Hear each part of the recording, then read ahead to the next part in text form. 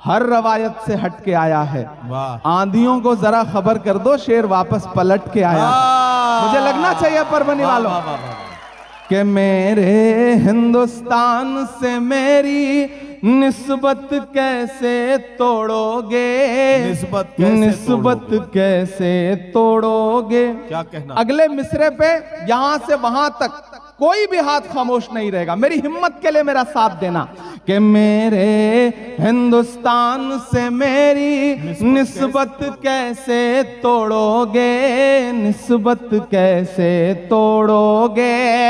मेरे हिंदुस्तान से मेरी निस्बत कैसे तोड़ोगे। छत तोड़ोगे लेकिन मेरी हिम्मत कैसे तोड़ोगे।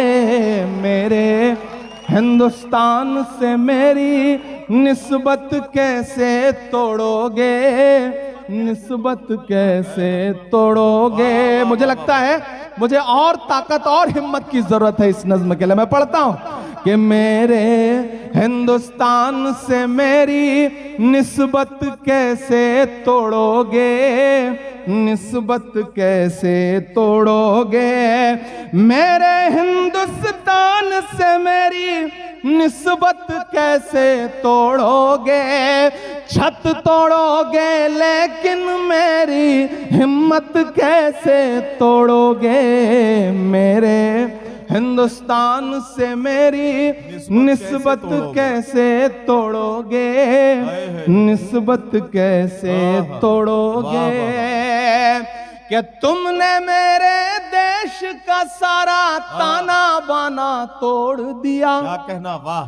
तुमने मेरे देश का सारा ताना बाना तोड़ दिया। प्यार मोहब्बत वाला तुमने हर अफसाना तोड़ दिया। तुमने मेरे देश का सारा ताना बाना तोड़ दिया। प्यार मोहब्बत वाला तुमने हर अफसाना तोड़ दिया। पर तुमसे नहीं, तुमसे नहीं टूटेगा मेरा भारत कैसे तोड़ोगे। छत तोड़ोगे लेकिन मेरी हिम्मत कैसे तोड़ोगे। मेरे हिंदुस्तान से मेरी निस्बत कैसे तोड़ोगे, निस्बत कैसे तोड़ोगे। कि बुलडोजर के शोर के पीछे हर सच्चाई पस्त हुई। मुझको जालिम का तरफदार नहीं लिख सकते, कम से कम वो मुझे लाचार नहीं लिख सकते। जहां हथेली पे लिए बोल रहा हूं जो सच, उसको इस देश के अखबार नहीं लिख सकते। मैं हिम्मत करता हूं कि बुलडोजर के शोर के पीछे हर सच्चाई पस्त हुई। लोकतंत्र भी सिसक रहा है, न्याय व्यवस्था ध्वस्त हुई। बुलडोजर के शोर के पीछे हर सच्चाई पस्त हुई। लोकतंत्र भी सिसक रहा है, न्याय व्यवस्था ध्वस्त हुई। काश कभी सोचा होता ये गुर्बत कैसे तोड़ोगे। छत तोड़ोगे लेकिन मेरी हिम्मत कैसे तोड़ोगे। मेरे हिंदुस्तान से मेरी निस्बत कैसे तोड़ोगे। आखिरी बंद पढ़ता हूं और आखिरी बंद आज के इस अहद की सच्चाई है। मुझे दुआएं देना कि एक तरफ मगरूर हुकूमत के जालिम बुलडोजर हैं, एक तरफ मगरूर हुकूमत के जालिम बुलडोजर हैं। एक तरफ कुछ मजलूमों के सहमे सहमे छप्पर हैं। एक तरफ मगरूर हुकूमत के जालिम बुलडोजर हैं। एक तरफ कुछ मजलूमों के सहमे सहमे छप्पर हैं। जालिम को अब तैयार रहना परभनी वालों, पहुंचे आपकी तालियों का शोर दिल्ली तक कि जालिम को जालिम को जालिम कहने की जुर्रत कैसे तोड़ोगे, छत तोड़ोगे लेकिन मेरी हिम्मत कैसे तोड़ोगे, मेरे हिंदुस्तान से मेरी निस्बत कैसे तोड़ोगे, निस्बत कैसे तोड़ोगे। और आखिरी वक्त है इस मुशायरे का, जाते जाते एक नज्म आपको सुनाता हूं। हाँ, सारी सुना दूंगा। हाँ, लेकिन एक नज्म पहले सुना दूं, फिर आपकी फरमाइश पूरी करता हूं जी। एक बात बहुत दिल से यहां तस्लीम करता हूं, और तभी नदीम भाई ने बहुत अच्छी बात कही जब कैसर खालिद साहब, डॉक्टर कदीर साहब और इमरान प्रतापगढ़ी के बारे में वो बोल रहे थे। मैं तो आप जैसे गांव से आया हुआ एक आम सा लड़का हूं। इतना आपको यकीन दिलाता हूं कि अगर मेरे जैसा कोई लड़का हिंदुस्तान की पार्लियामेंट में पहुंच सकता है तो यहां बैठा कोई भी नौजवान देश की पार्लियामेंट में पहुंच सकता है। जज्बा पैदा करिए, हिम्मत करिए, जिस भी फील्ड में जाइए कोशिश करिए कि हमें टॉप पे जाना है, हमें मंजिलें नई अपने हिसाब से तय करनी है। मैं एक नज्म पढ़ता हूं दोस्तों। इन दिनों मेंबर ऑफ पार्लियामेंट हूं तो दिल्ली रहने लगा हूं। आपकी दुआओं से एक छोटा सा आशियाना मिल गया है। मज्जू भाई वहां पे आते हैं, और पिछले दिनों जब मॉब लिंचिंग की एक घटना हुई थी तो ये आए थे और इन्होंने जाके इमदाद भी की थी, मदद भी की थी। इन दिनों जब मैं दिल्ली में गाड़ी उठा के निकलता हूं तो देखता हूं कि वो जो विरासत है, वो जो इमारतें हैं, जिनके नाम बदलने की साजिशें हैं, जिनकी पहचान मिटाने की साजिशें हैं, ऐसा लगता है जैसे वो इमारतें कुछ कह रही हों मुझसे। और इन दिनों तो ऑफिशियल इनविटेशन आता है तो तकरीरें सुनने भी जाना पड़ता है 15 अगस्त को। मैं एक नज्म पढ़ता हूं जिसका उन्वान है लाल किला। इन दिनों पूरे हिंदुस्तान में और हिंदुस्तान के बाहर भी सुनी जा रही है वो नज्म। तो थोड़ी देर के लिए मुझे माहौल दे, मैं वो नज्म आपको सुनाता हूं। लाल किला। मैं जब भी उन दीवारों के आसपास से गुजरता हूं तो मुझे ऐसा लगता है जैसे वो दीवारें मुझसे कुछ कह रही हों। वो दीवारें जो कह रही हैं मैंने उसे नज्म में ढाला है, मैं सुनाता हूं। मैं लाल किला हूं, मैं लाल किला हूं, मैं लाल किला हूं, हिंदुस्तान में तुझे तोहफे में मिला हूं। मैं लाल किला, लाल किला, लाल किला हूं, मैं लाल किला हूं। ऐसे काम नहीं चलेगा, ऐसे नहीं पढ़ूंगा इस नज्म को। इस नज्म को हंगामों में पढ़ूंगा, और आपकी दुआ रही तो एक दिन इंशाअल्लाह, आपकी दुआ रही तो एक दिन इंशाअल्लाह लाल किले की दीवारों पर खड़ा होकर पढ़ूंगा। ये मेरा यकीन है, ये मेरा अहद है कि मैं लाल किला हूं, मैं लाल किला हूं। जो जहां खड़े हैं, जैसे खड़े हैं, मुझे पता है पिछले 7 घंटे 8 घंटे से आप परेशान जमीन में बैठे हैं, परेशान हो रहे हैं। रमेश सोज का एक शेर है कि नया पाने की चाहत में पुराना छूट जाता है, तुझे अपनाऊं तो मुझसे जमाना रूठ जाता है। मोहब्बत पढ़ने लिखने में बहुत आसान है, लेकिन मोहब्बत को निभाने में पसीना छूट जाता है। मैं जानता हूं आप बैठे हुए हैं, लेकिन आपकी मोहब्बत को सलाम, आपकी उर्दू दोस्ती को सलाम, आपकी शायरी के लिए जो मोहब्बत है दिल में उसको सलाम। ये जो साथी, आप बैठ जाओ, ये भाई को भी बिठा लो, इन्होंने तो कपड़े भी पिंक कलर के पहने हुए हैं माशाल्लाह। हाँ, सोया है चौकीदार,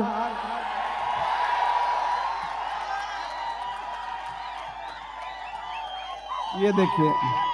हाँ, अब मुझे लगा कि मैं वही वाली परबनी में खड़ा हूं।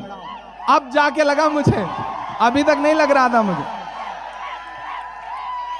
यहां छोटा भाई एहतशाम बैठा है, ये और आसपास के इलाकों से कई जिलों से लोग आए हुए हैं। मैं पढ़ता हूं, सुनेगा कि कहां सोया है चौकीदार, कहां सोया है चौकीदार, विजय माल्या नाक के नीचे से हो गया फरार। कहां सोया है चौकीदार, कहां सोया है चौकीदार, के चाय। अच्छा इमरान भाई, एक मिनट मैं आपको प्लीज रोक रहा हूं। एक बात कहना चाहता हूं, नौजवानों, अब बिल्कुल आप जुड़ गए हैं इमरान साहब के साथ।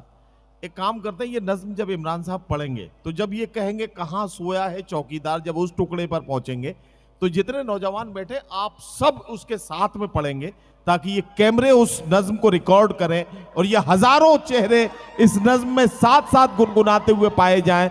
ये मंजर भी मैं अपनी आंखों से देखना चाहता हूं। लेकिन नदीम भाई, आप सिर्फ नौजवानों से क्यों चाहते हैं? आप बुजुर्गों को क्यों छोड़ दे रहे हैं? ये परभनी के बुजुर्ग हैं, आप इन्हें छोड़ क्यों दे रहे हैं? ये बहुत प्यारे दोस्त हैं। कहां सोया है, कहां सोया है चौकीदार, विजय माल्या नाक के नीचे से हो गया फरार। कहां सोया है चौकीदार, कहां सोया है चौकीदार, के चाय बेचने वाला पूरा भारत बेच रहा है। एक दिन हम पार्लियामेंट में बैठे थे, सामने से वो तकरीर कर रहे थे, उन्होंने कहा बताओ कांग्रेस वालों तुमने 70 साल में क्या किया। मैंने सोचा मैं खड़ा होकर बताऊं, तब तक खरगे साहब हमारे जो अध्यक्ष हैं वो बैठे थे। उन्होंने कहा इमरान मत बताना, जो बताओगे ये उसको भी बेच देंगे, इनका काम सिर्फ बेचने का है। तब मैं ये मिसरा पढ़ता हूं कि चाय बेचने वाला पूरा भारत बेच रहा है, इसी काम में हासिल उसे महारत बेच रहा है। कि रेल बिक गई, तेल बिक गया, बिका हवाई अड्डा।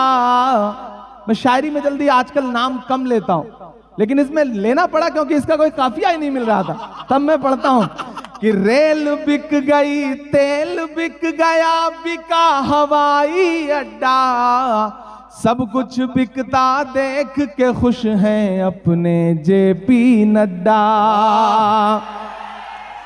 कि जनता महंगाई की मारी, जनता महंगाई की मारी करती हाहाकार। कहां सोया है चौकीदार, कहां सोया है चौकीदार। गैस सिलेंडर की कीमत भी 1000 के पार। कहां सोया है चौकीदार, कहां सोया है चौकीदार। बहुत शुक्रिया, बहुत मोहब्बतें जी। तो सामने जो टीचर बैठे थे उन्होंने, वो नदीम भाई की तरह थे, तो उन्होंने उससे कहा ये बताओ अगर तुम जंगल में कहीं जा रहे हो और सामने से शेर आ गया तो क्या करोगे? तो लड़का परभनी का था, उसने कहा पेड़ पे चढ़ जाऊंगा। तो अब जो सामने टीचर बैठा होता है उसे तो फंसाना होता है लड़के को कि कहीं से घेर घार के। तो उन्होंने कहा अच्छा ये बताओ अगर तुम नदी पार कर रहे हो और सामने शेर आ जाए तो क्या करोगे? तो लड़का परभनी का था, उसने कहा पेड़ पे चढ़ जाऊंगा। तो गुस्सा हो गए नदीम साहब, बोले यार जंगल में पेड़ आ जाएगा ये तो समझ में आ जाता है, नदी में पेड़ कहां से आ जाएगा? तो लड़के ने कहा जैसे नदी में शेर आ जाएगा वैसे पेड़ भी आ जाएगा। आप हर जगह शेर ला दे रहे हो तो हम तो पेड़ ला ही सकते हैं। तो ये बार बार बीच में मैं आपसे कहता रहूंगा कि हाँ मैं एक आखिरी नज्म सुना रहा हूं, लेकिन आप में हौसला बाकी रहेगा। कुछ बुजुर्ग अभी जा रहे हैं, रात के इस वक्त जाके घर पे सोती हुई शेरनी को जगाने का खतरा बहुत खतरनाक होता। हालांकि हमें कोई तजुर्बा नहीं है इसलिए, लेकिन हमने बुजुर्गों से सुन रखा है। नदीम भाई कभी कभी बताते हैं कि मुशायरा जल्दी खत्म हो जाए तो घर जाते हुए डरता हूं कि तुम्हारी भाभी पता नहीं दरवाजा खोलेंगी या नहीं खोलेंगी। तो मैं इनका जो अपना एक्सपीरियंस है उसकी बुनियाद पे कह रहा हूं कि जाने से कोई फायदा नहीं है, रुके रहें, हमारे साथ ही चलेंगे तो अच्छा रहेगा। मैं नज्म सुनाता हूं। इरशाद। के वक्त के हाकिमों बादशाहों सुनो, जुल्म की फौज के सरबराहों सुनो, कातिलों के सभी खैर खाहों सुनो, ऐ सियासत के मगरूर शाहों सुनो, मत समझना डराने से डर जाएंगे, मत समझना डराने से डर जाएंगे, अब के सारी हदों से गुजर जाएंगे, मौत के नाम का खौफ देता है क्यों मौत के नाम का खौफ देता है क्यों? मौत जिस रोज आएगी मर जाएंगे, मत समझना डराने से डर जाएंगे। के आंख मूंदे कहां तक गुजरता चलूं, अब तो मुमकिन नहीं है कि डरता चलूं। आंख मूंदे कहां तक गुजरता चलूं, क्या कहना अब तो मुमकिन नहीं है कि डरता चलूं। मैं के शायर भी हूं और मुअर्रिख भी हूं, वाह वाह वाह। जुल्म जितने भी हों दर्ज करता चलूं। आंसुओं की सियाही से लिखता रहूं, खून दिल की सिहाई से लिखता रहूं। ना इधर जाएंगे ना उधर जाएंगे, बन के खुशबू फजा में बिखर जाएंगे। मत समझना डराने से डर जाएंगे। और आखिरी बंद पढ़ता हूं और एक वाक्य आपको बताता हूं। आजकल सोशल मीडिया का इनबॉक्स गालियों से भरा रहता है। सुबह उठिए तो धमकियां, गालियां, क्या आरजू करूं मैं तेरी आरजू के बाद, कुछ भी नहीं बचेगा मेरी गुफ्तगू के बाद, दुनिया का कोई खौफ मुझे क्या डराएगा, मां ने है मुझको दूध पिलाया वजू के बाद। हर दिन सुबह शाम। और कभी कभी तो आता है कि अच्छा तुम्हारा तो नाम भी इमरान है, तो तुम्हारा दिल कहां होगा हम जानते हैं। तो पलट के कभी कभी मेरा मन करता है कि मैं उन्हें एक तस्वीर भेजूं कि यहां से उम्रा करने या हज करने गया हुआ कोई एक हिंदुस्तानी नौजवान है और उसने अपने हाथ में तिरंगा ले रखा है। मैं पलट के एक तस्वीर भेजता हूं और नीचे लिखता हूं कि मेरे भाई वतन परस्ती का सबूत मांगने वाले, हमने तो ऐसी जगहों पे भी तिरंगा ले जाके फहराया है जहां पहुंचने की तुम्हारी हैसियत भी नहीं है, तुम कदम भी नहीं रख सकते हो, हमसे सवाल करते हो। तब मैं आखिरी बंद पढ़ता हूं इस नज्म का साहब कि हमने जमजम दिया, आबे गंगा दिया। इधर जो दोस्त खड़े हैं बाईं तरफ, इधर जो डाइस पे खड़े हैं, सब तैयार रहेंगे।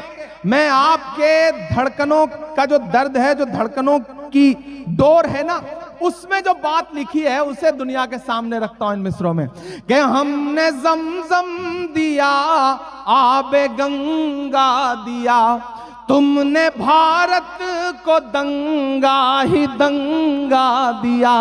तैयार रहना, अगले जो दो मिसरे आने जा रहे हैं कि हमने जमजम दिया, आबे गंगा दिया, तुमने भारत को दंगा ही दंगा दिया। तुमने एक रंग के ख्वाब देखे मगर, तुमने एक रंग के ख्वाब देखे मगर, हमने हिंदुस्तान को तिरंगा दिया। कि ये तिरंगा बदन पर लपेटे हुए, ये तिरंगा बदन पर लपेटे हुए, एक दिन इस जमीन में उतर जाएंगे। मत समझना डराने से डर जाएंगे। और परभनी वालों, सिर्फ 3 मिनट आखिर में, मुझे लगता है कि कोई मशायरा हो, कोई सेमिनार हो, कोई जलसा हो, अगर सिर्फ वही बातें कही जाएं जो आपके कानों को अच्छी लग रही हैं, तो मुझे लगता है कि माइक पर खड़ा हुआ इंसान इंसाफ नहीं कर रहा है। ऐसा भी कुछ कहा जाए जो दिल में ठक से लगे और झंझोड़े आपको, कुछ एक आध बात आपको बुरी भी लगे। मैं एक मतला और 2 शेर पढ़ के जाता हूं, घर लेके जाइएगा। गलतियां तो हमसे भी हुई हैं, कुछ तो कहीं ना कहीं कमी हमसे भी हुई है। ये गिरेबान हमें अपना पकड़ के पलट के झांकना तो इसमें भी पड़ेगा। मैं पढ़ता हूं परभनी वालों, यहां मीडिया के साथी बैठे होंगे, उर्दू मीडिया के साथी बैठे होंगे। कल सुबह अगर कुछ छापिएगा इस अखबार, इस मशायरे के बारे में अखबार में, तो अगर इसमें से कोई एक मिसरा उठा के छापिएगा कि इमरान आया था और इमरान ने ये बात कही है, तो मुझे लगेगा कि मेरा आना हजारों किलोमीटर का सफर तय करना कामयाब रहा। मैं एक मतला और 2-3 शेर पढ़ता हूं। आज तारीख है हैरान, कहां चूक हुई। मेरे बुजुर्गों, मेरे नौजवान दोस्तों, अंदर एलईडी स्क्रीन पर जो हमें देख रही हैं मेरी माएं बहनें, कहीं तो कुछ चूक हुई है ना, कहीं तो कुछ गलतियां हुई हैं। मैं पढ़ता हूं, अब मैं अपने शायर दोस्तों से भी दुआएं मांगता हूं कि आज तारीख है हैरान, कहां चूक हुई। हम खुद में बादशाह हैं, हम शहंशाह हैं, हमें परवाह ही नहीं कि दुनिया में क्या हो रहा है। हम सुबह जब चाय की दुकानों पे बैठते हैं ना, तो हमें लगता है कि हम नवाब साहब हैं, बाकी सब किनारे। तब मैं पढ़ रहा हूं ये मिसरे कि आज तारीख है हैरान, कहां चूक हुई। सोचिएगा कभी सुल्तान, कहां चूक हुई। सोचिएगा कभी